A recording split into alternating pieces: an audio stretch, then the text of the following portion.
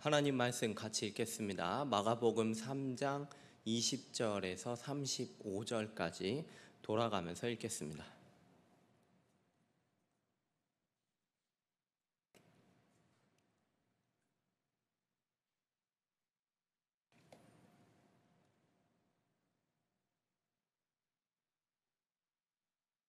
신약성경 57면입니다.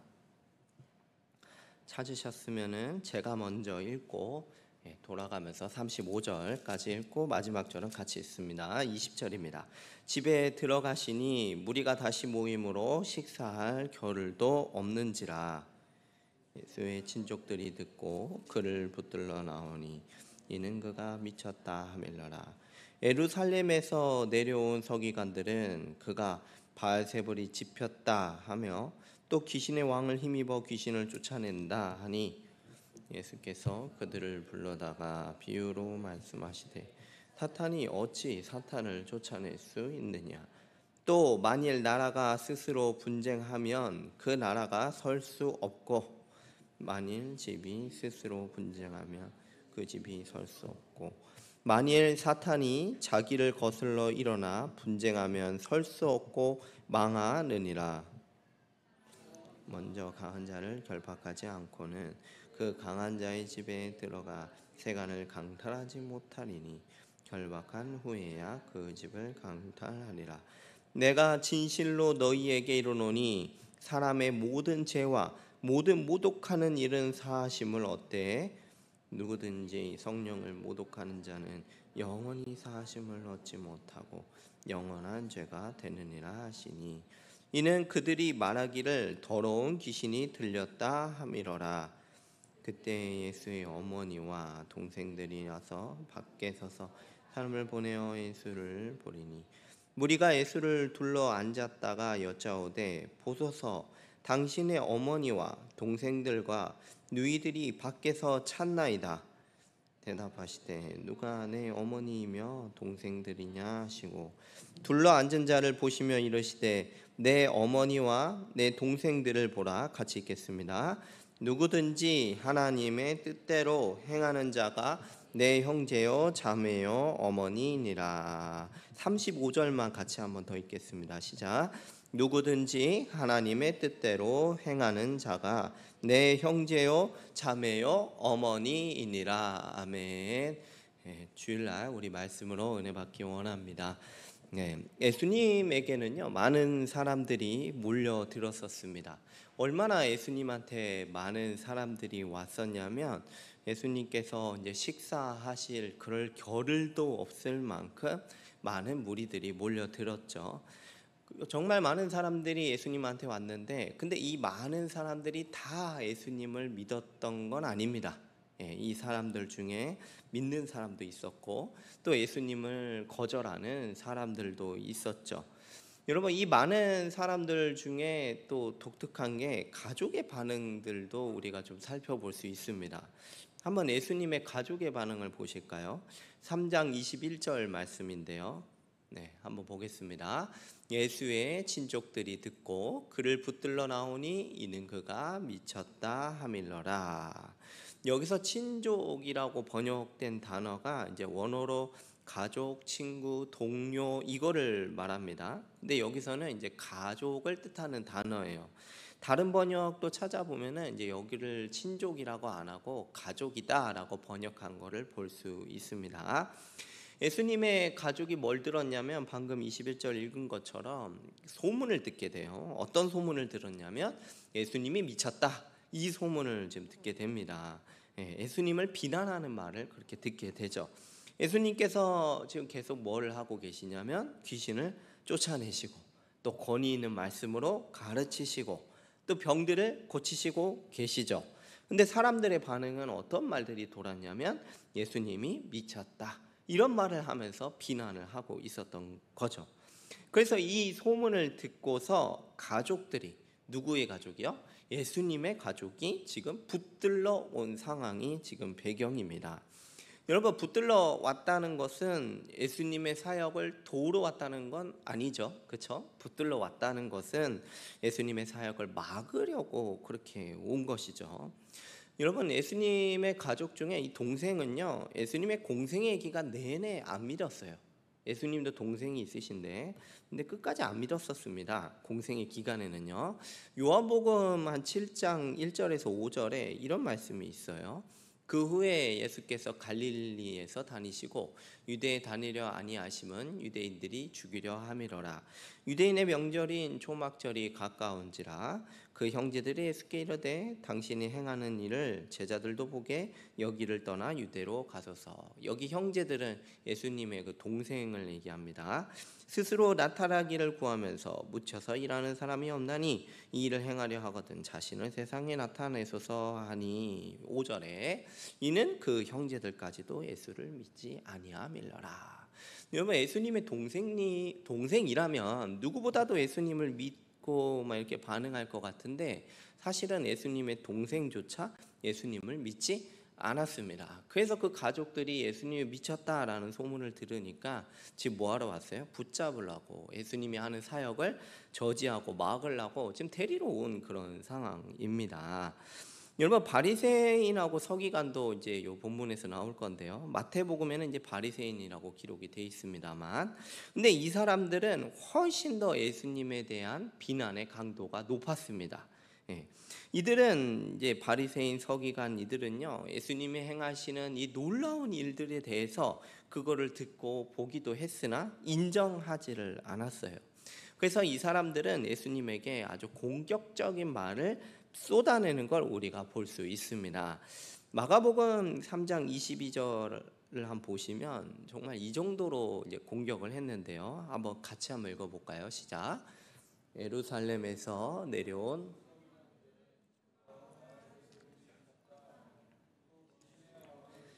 귀신을 쫓아낸다 하니. 입에 담기도 어려운 말을 하죠. 30절도 한번 보겠습니다.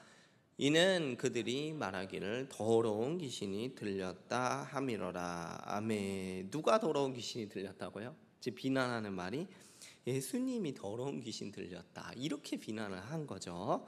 아주 이런 모욕적인 발언을 아주 서슴없이 이렇게 했던 것이죠. 다시 한번 읽었던 말씀을 좀 보면요, 예수님이 뭐에 들렸다고 이렇게 모욕을 했냐면 바알세불에 들렸다, 이렇게 모욕을 하고 있습니다.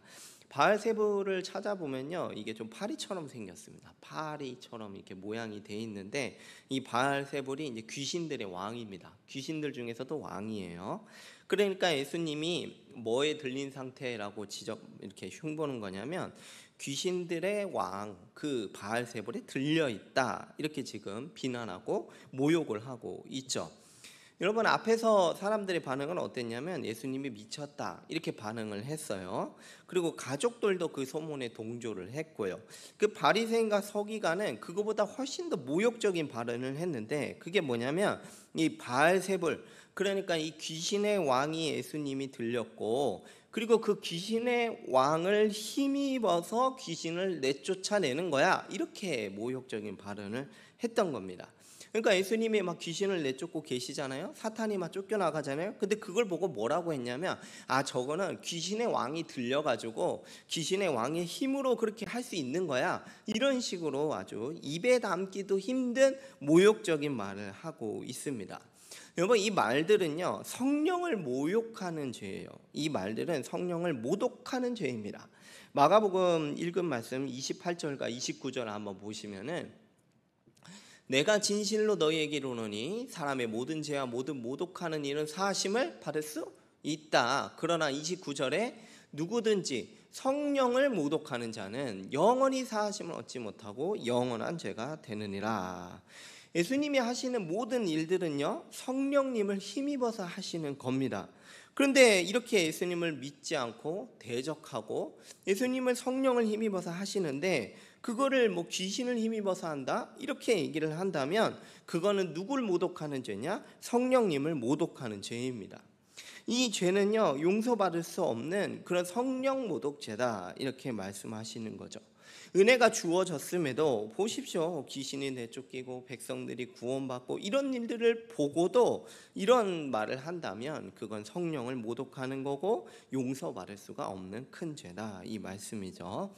예수님께서는 이제 예수님이 귀신의 왕이 들렸다 이런 말에 대해서 반박을 하세요. 뭐라고 반박하시는지 한번 들어보겠습니다. 23절에서 26절까지 한번 같이 읽어볼까요? 시작. 예수께서 그들을 불러다가 비유로 말씀하시되 사탄이 어찌 사탄을 쫓아낼 수 있느냐? 나라가 설 수 없고 만일 집이 스스로 분쟁하면 그 집이 설 수 없고 만일 사탄이 자기를 거슬려 일어나 분쟁하면 설 수 없고 망하느니라. 여러분, 사탄을 쫓아낼 수 있을까요? 안 되죠. 말도 안 되는 소리잖아요. 예수님이 귀신의 왕이 들려서 귀신을 내쫓는다, 이 말 자체가 성립이 안 되는 거예요. 자기 편을 왜 내쫓겠어요? 그럼 말이 안 되잖아요. 오히려 더 자기 편을 불러와야죠. 그래서 예수님께서 비유로 말씀하시는 게, 만약에 한 나라가 있어요. 근데 그 나라 안에 내분이 막 일어났습니다. 그래서 막 분쟁하고 싸워요. 그러면 그 나라는 어떻게 될까요? 오래 가기가 쉽지 않을 겁니다. 정상적인 나라라면 내분을 조장하지는 않습니다. 여러분, 만약에 한 가정이 있어요. 집이 있어요. 가정이 있는데 다툼이 일어나가지고 자기 집안 식구들끼리 싸우고 다툰다면은 그 집은 제대로 설 수가 없겠죠. 여러분, 보통의 가정들은 다 내분을 조장하지는 않습니다. 그렇게 하는 가정이 어디 있겠어요? 오히려 가족의 평화를 위해서 내가 기꺼이 희생을 해도, 그렇죠? 내분을 조장하지는 않죠. 그것처럼 여러분, 사탄이 자기들끼리 싸우겠냐는 질문이에요. 예수님의 질문은 전혀 그렇지 않습니다. 같은 편끼리는 사탄도 자기들끼리는 안 싸우죠. 절대 그렇게 하지 않습니다. 그래서 예수님께서 뭐 귀신의 왕을 힘입어서 귀신을 내쫓는다, 이런 말은 아예 애시당초 말도 안 되는 소리예요.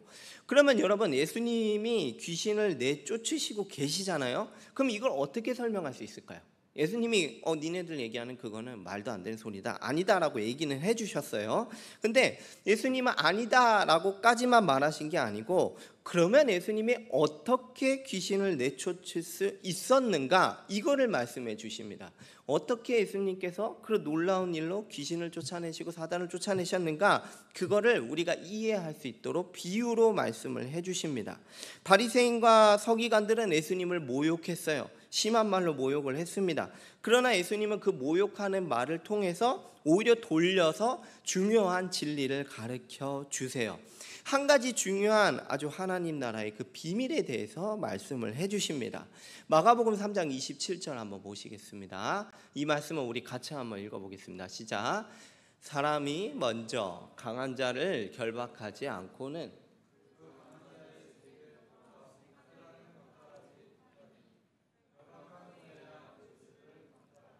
아멘. 예수님께서 이 27절 말씀에서 어떻게 예수님이 내쫓고 계시는가, 그거에 대해서 비유로 말씀을 해주십니다.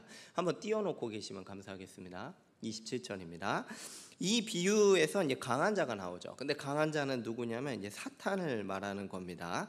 그리고 강한 자의 집은 뭐냐? 그 집은 이제 사탄의 나라를 말해요. 그리고 그 집 안에 세간이 있죠. 세간 여러분 뭔지 아시죠? 그 이제 살림살이를 얘기합니다. 근데 그 집에 있는 세간은 누구를 가리키냐면 우리를 가리키는 말입니다. 집의 살림살이는요, 이 세간은요, 강한 사탄의 지배를 받고 있습니다. 더군다나 어디에 있죠?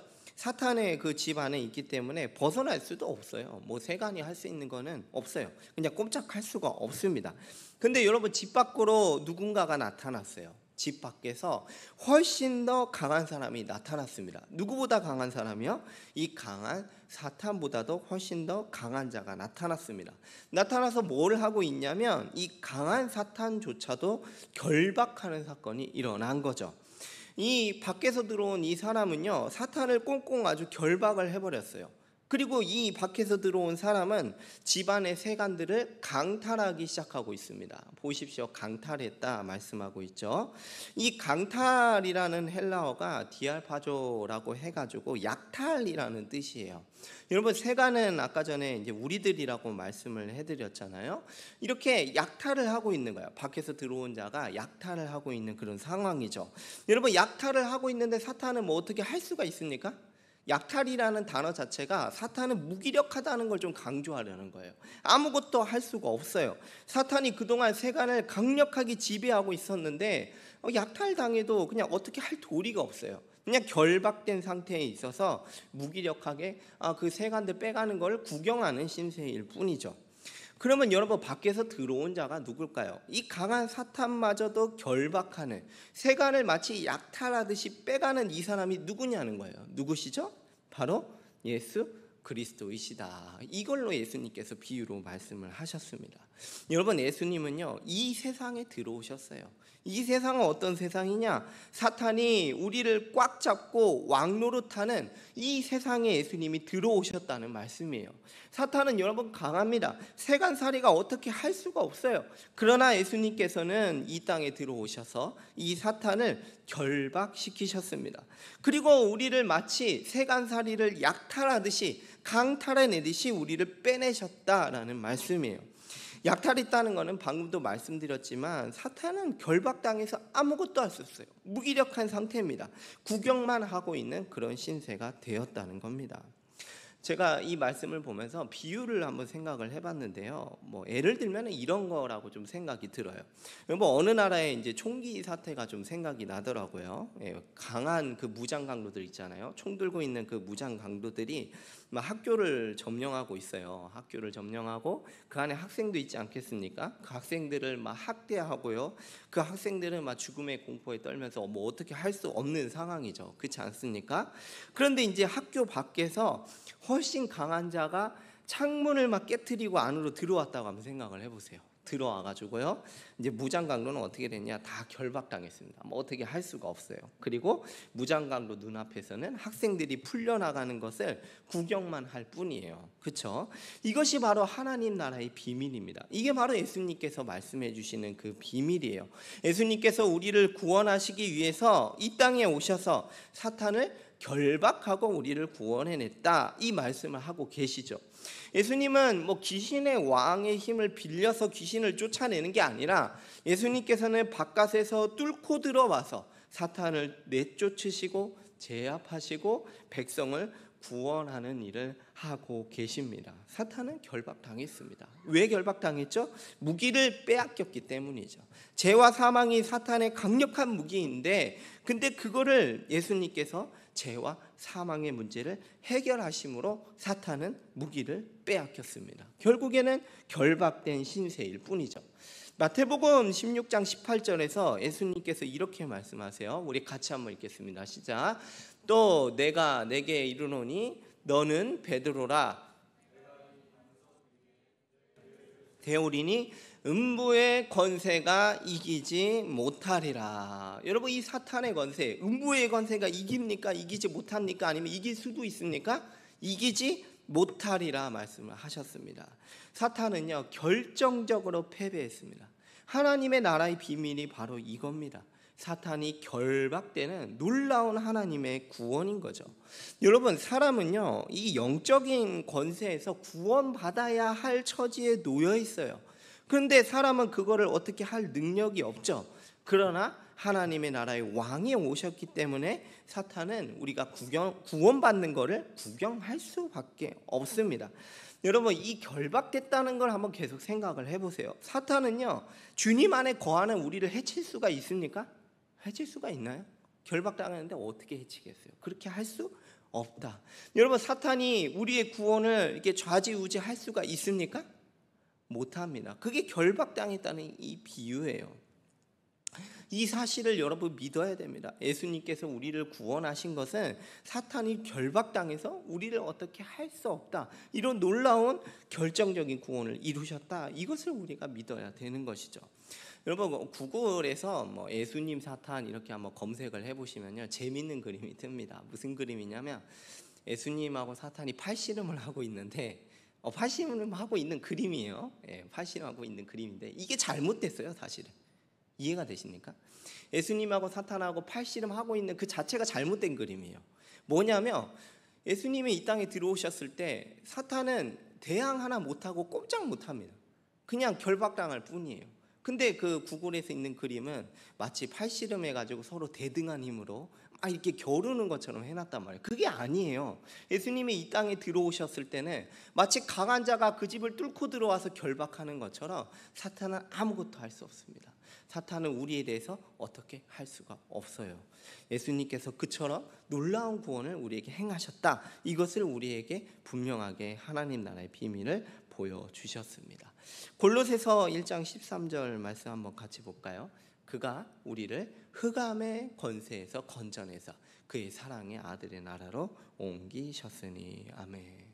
여러분, 영의 눈을 열어서 보실 수 있으시기를 축복드립니다. 여러분, 영의 눈을 열어서 한번 보십시오. 이 세상의 모든 근본적인 문제는 다 이 죄와 사망의 문제예요. 이게 아주 근원적인 문제입니다. 눈에 보이지 않아서 깨닫지를 못하는데 모든 사람은 다 이 강력한 사단이 휘두르는 그 무기에 어떻게 할 수가 없어요. 그렇게 살아가는 거예요. 내 뜻대로 살아가는 것 같아요. 내 마음대로 살아가는 것 같죠. 하지만 그렇지 않습니다. 종로로 타면서 죄와 사망 가운데 살아가고 있는 겁니다. 그러나 그리고 예수님의 통치가 없기 때문에, 하나님의 통치가 없기 때문에 그 인생도 또한 아무런 의미가 없죠. 그러나 이런 세상에 뚫고 들어온 분이 있으니 바로 예수님이십니다. 그분이 바로 하나님 나라를 가져오셨습니다. 사탄을 결박하고 세간 같은 우리를 구원해 내셨습니다. 그러니 귀신의 힘을 힘입어 귀신을 쫓아낸다? 이런 말을 한다는 것은 은혜를 대놓고 거절하는 것이죠. 은혜를 대놓고 거절하는 것이며 성령을 모독하는 죄이며 절대 용서받을 수 없는 큰 죄다. 이렇게 우리에게 말씀하고 있습니다. 여러분, 그렇다면 이제 예수님께서 이게 하나님 나라를 가지고 들어오셨는데요, 뚫고 들어왔는데요, 그럼 누가 들어갈 수 있느냐, 이 질문을 좀 던지려고 합니다. 여러분, 좋습니다. 하나님 나라가 이 악한 세상을 뚫고 들어왔어요. 그러면 그 나라에 누가 들어갈 수 있습니까? 아무나 다 들어가는 건 아니에요. 누구나 다 희망하면 아무나 다 들어갈 수 있는 게 아닙니다. 먼저는 누가 못 들어갈까 얘기를 한다면 예수님을 주님으로 믿지 않고요, 비난하고 또 모욕하고 이런 사람은 물론 이 나라에 들어갈 수 없겠죠. 또 한 부류를 좀 볼 텐데요. 그러면 누가 이 나라에 들어갈 수 있냐? 마가복음 3장 31절에서 35절 좀 같이 보겠습니다. 31절부터 한번 같이 읽겠습니다. 시작. 그때에 예수의 어머니와 동생들이 와서 밖에 서서 사람을 보내어 예수를 부르니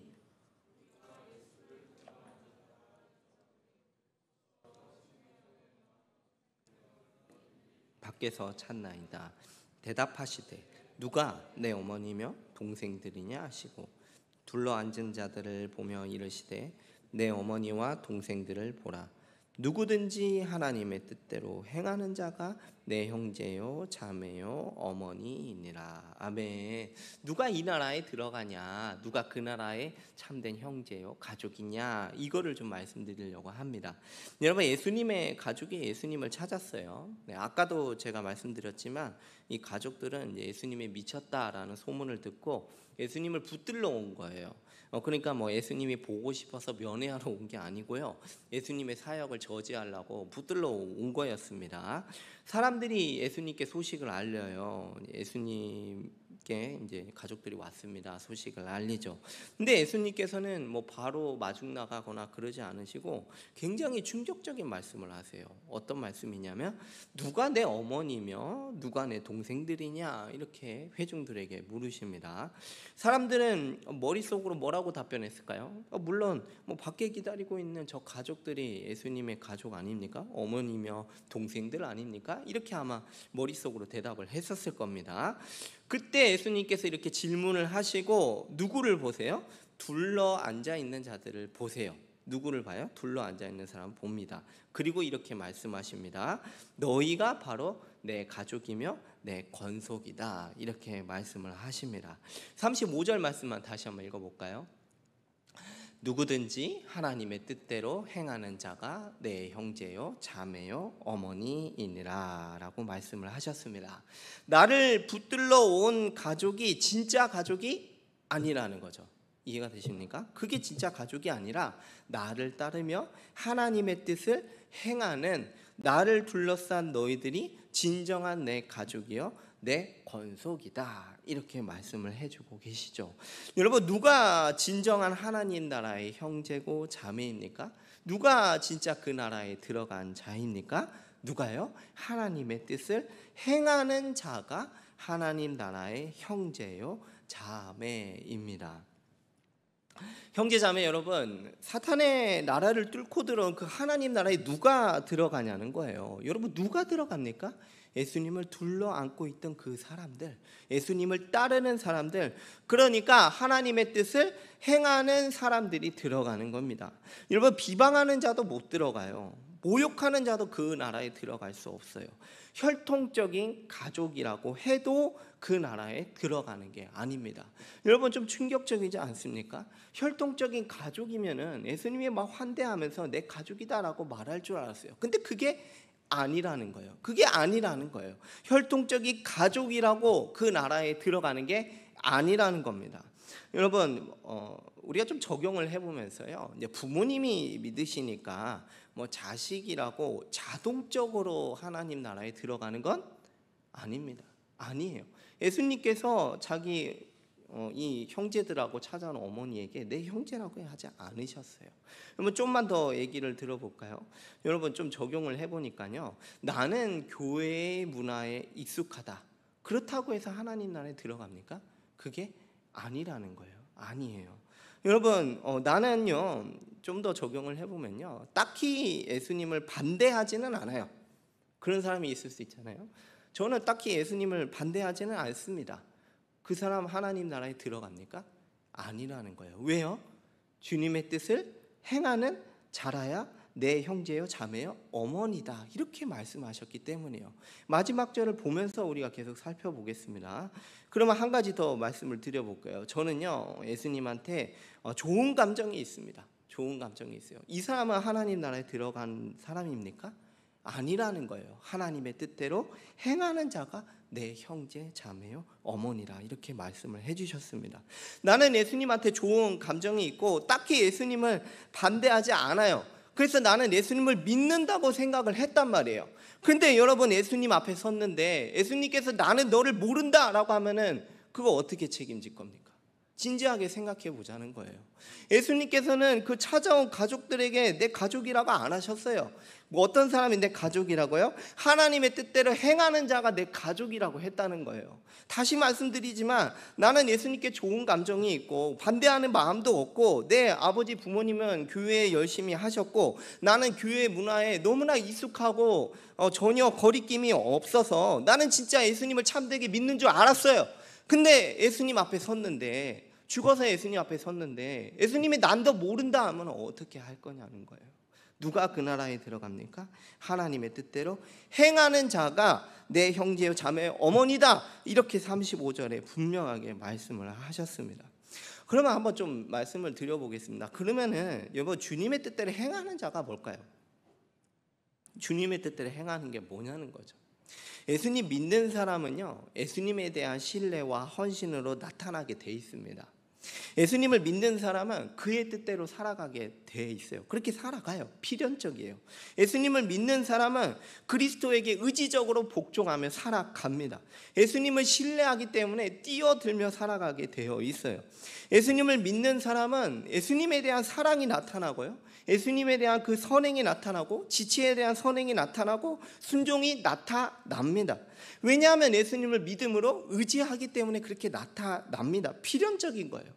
예를 들어보면 이런 겁니다. 도움을 위해서 예를 들어보면 베드로 보세요. 예수님이 베드로를 부르셨어요. 베드로 예수님 믿지 않았습니까? 믿으니까 어떻게 하죠? 따라 나서죠. 예수님을 따라 나섭니다. 어떻게 해요? 모든 것을 다 버리기까지 예수님을 따라 나서는 거예요. 왜 예수님을 그렇게 다 버리고 따라갔습니까? 예수님이 그리스도시라는 믿음이 있으니까 그렇게 따라가는 거예요. 이분에게 진리가 있고 구원이 있다라는 걸 믿기 때문에 다 버리고 따라가는 거죠. 믿으니까 따라가는 그 행위로 드러나는 겁니다. 한번 생각을 해보십시오. 여러분 뭐 탈북을 한다고 생각을 해보세요. 탈북을 시켜줄 뿐이 아니라 자유의 나라로 보내준다는 사람이 나타났어요. 그럼 내가 그 사람을 믿어요. 그러면 그 사람을 전적으로 신뢰하고 따라가지 않겠습니까? 그렇게 되게 되어 있습니다. 그런 겁니다. 베드로는 믿었어요. 예수님이 구원을 주시는 분임을 믿었어요. 그러니까 모든 걸 다 버리고서라도 따라갔던 것이죠. 예수님을 믿는다고 하는데, 예수님을 믿는다고 진짜 말을 많이 했는데 그 뜻대로 살지 않는다면 그거는 참된 믿음이 아닐 수 있다는 것이죠. 예수님을 믿는 자는 그리스도께 의지적으로 복종하게 되어 있습니다. 순종하고요, 헌신하고요, 사랑하고요, 선행이 나타나게 돼 있는 거예요. 로마서 1장 5절 말씀 한번 보실까요? 좀 빨리 하겠습니다. 로마서 1장 5절. 그로 말미암아 우리가 은혜의 사도의 직분을 받아 그의 이름을 위하여 모든 이방인 중에서 믿어, 그 다음에 뭐죠? 순종하게 하나니. 믿음과 순종은 같이 가는 겁니다. 보십시오. 믿음은 순종으로 필연적으로 나타나게 돼 있어요. 하나만 더 비유를 드리자면, 여러분 성경에 있지 않습니까? 땅에 묻힌 보화를 발견했어요. 여러분 어떻게 하시겠어요? 보화를 발견했어요. 그리고 드러누워 잡니까? 아니죠. 보화를 발견했다고 하는데 드러누워 자고 있어요. 그럼 뭐 그게 뭐 발견한 거예요? 사람들이 들으면은 너 거짓말한다고 그렇게 얘기를 하겠죠. 근데 여러분 땅에 숨겨진 보화를 발견했습니다. 뭐 어떻게 하겠어요? 자동적으로 올인을 하겠죠. 그렇죠? 기뻐하면서 어떤 거라도 다 지불해서라도 그걸 얻으려고 할 거예요. 자기 손에 있는 휴대폰을 당장이라도 당근에 팔아버릴 거라고요. 그런 겁니다, 여러분. 믿는데 예수님께 대한 신뢰가 없다? 예수님을 믿는데 예수님께 대한 순종이 없다? 그게 이상한 겁니다. 그게 이상한 거예요. 여러분 이거는 외적인 강제가 아니에요. 이 행한다는 거, 순종한다는 거는 외적인 강제가 아니라 우리 신자들은요, 예수님을 믿는 자들은 주님의 뜻대로 행하는 거, 그게 바로 나의 기쁨이요, 행복입니다. 필연적으로 그렇게 나타납니다. 그리스도에 대해서 의지적으로 복종하게 되어 있어요. 신뢰함으로 뛰어드는 거, 그게 바로 참된 믿음입니다. 믿음은요, 사랑, 순종, 선행 여러 가지로 나타나게 되어 있습니다. 예수님을 믿는다고 하는데 그 뜻대로 행하지 않는다면 그게 이상한 거고, 그게 참된 믿음인가 진지하게 생각을 해봐야 되는 것입니다. 여러분 주님의 말씀에 순종하시기를 바라겠습니다. 하나님의 뜻대로 행하는 우리 모든 우리 청년들, 성도님들이 되시기를 바라겠습니다. 의지적으로 주님께 순종하는 우리 모든 사람들이 되시기를 간절히 소망합니다. 이제 마무리하면서요, 지금 여러분 무슨 일이 벌어졌죠? 여러분 좀 생각해 봅시다. 무슨 일이 벌어졌냐고요? 사탄을 결박시키고 그 나라가 이 세상을 뚫고 들어왔습니다. 여러분 누가 그 나라에 들어갑니까? 예수님을 주님으로 믿고 순종하는 자들, 주님의 뜻대로 행하는 자가 그 나라에 들어가는 자들입니다. 혈통, 비난하는 사람, 모욕하는 사람, 아니면 예수님에 대해서 좋은 감정 정도 느끼고 있다? 다 아니에요. 다 아니에요. 마지막 절을 다시 한번 생각해 보세요. 주님의 뜻대로, 하나님의 뜻대로 행하는 자가 주님의 나라의 형제요, 자매요, 어머니입니다. 주님의 뜻에, 주님을 믿음으로 순종으로 나타나는 우리 모든 형제들, 또 주님의 그리스도께 의지적으로 순종하며 그분의 뜻대로 살아가기를 결단하고 또 그것을 기뻐하는 우리 모든 형제들이 되기를 주님의 이름으로 축복합니다.